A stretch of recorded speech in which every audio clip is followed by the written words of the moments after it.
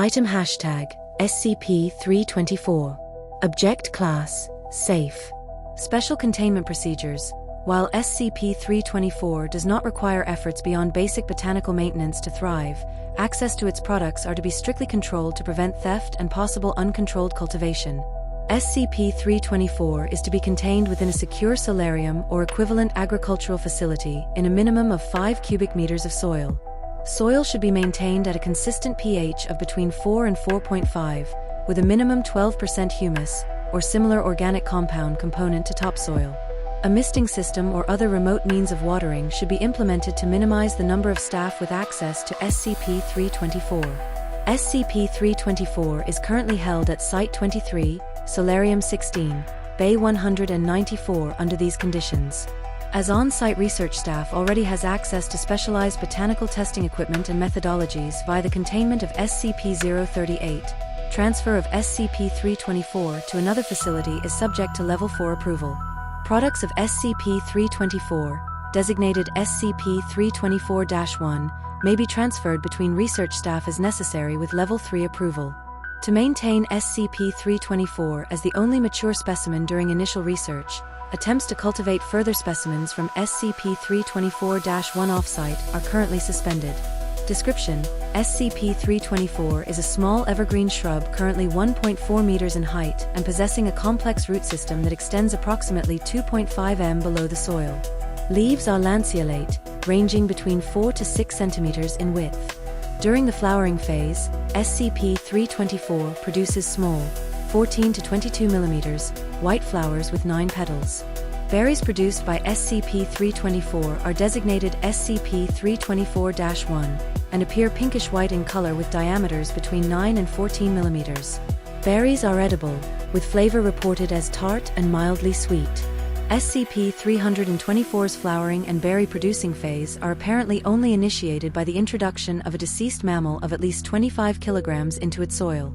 The mammal must be within range of SCP-324's root system and been deceased no longer than 3 days at the time of its first contact with SCP-324. If these conditions are met, the flowering phase will begin within 16 hours of introduction, with mature flowers and SCP-324-1 appearing within 75 hours. When eaten, each individual sample of SCP-324-1 will produce a vivid sensory experience reenacting a seemingly random memory of the deceased mammal's life in the consumer of SCP-324-1. In tests with human cadavers buried in SCP-324 soil, consumers of SCP-324-1 report clear oral and visual impressions including specific locations, conversations, and individuals.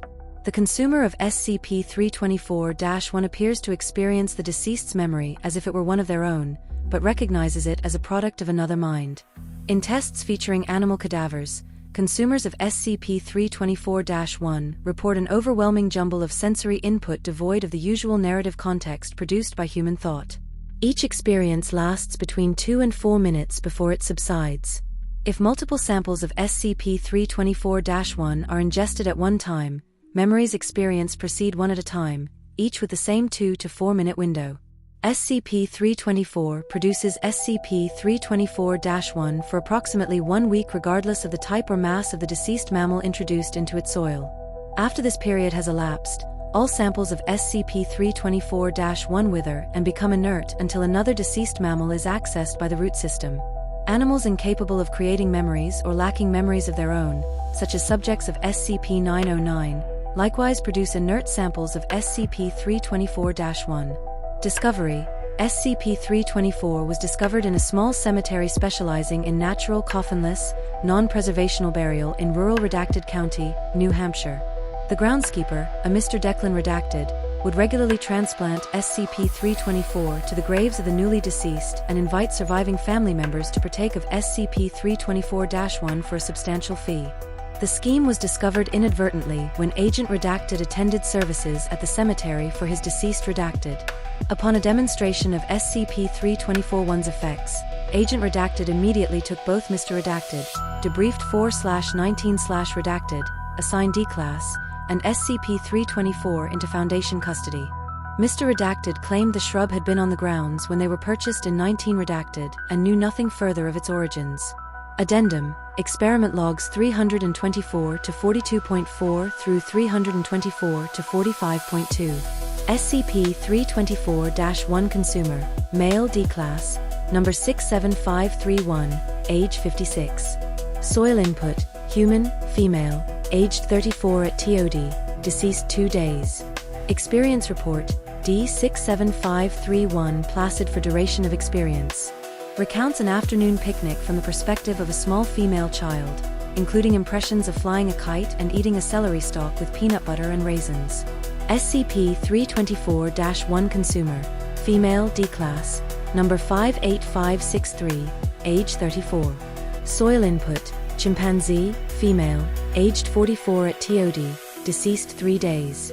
Experience report, D58563, thrashes wildly for the duration of the experience, making gestures as if to ward off an attacker. Recounts impression of being assaulted by multiple individuals uttering high-pitched squeals. SCP-324-1 Consumer, male D-Class, number 69965, age 22.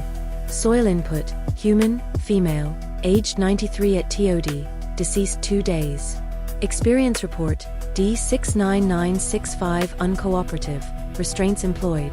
D69965, force-fed SCP-324-1. Continues thrashing for 43 seconds before abruptly relaxing. Eyes glazed for duration of experience. D69965, drools slightly. Recounts staring out a window from a wheelchair at a busy urban street, sprinklers occasionally splashing the window. SCP-324-1 Consumer, female D-Class, number 39395, age 42. Soil input, dolphin, male, aged 19 at TOD, deceased 1 day. Experience report, D39395, holds breath for duration of experience, passes out at 97 seconds. Revived, recounts impressions of swimming, darkness, pressure. Claims to distinctly recall speaking to another individual, but cannot remember content of conversation.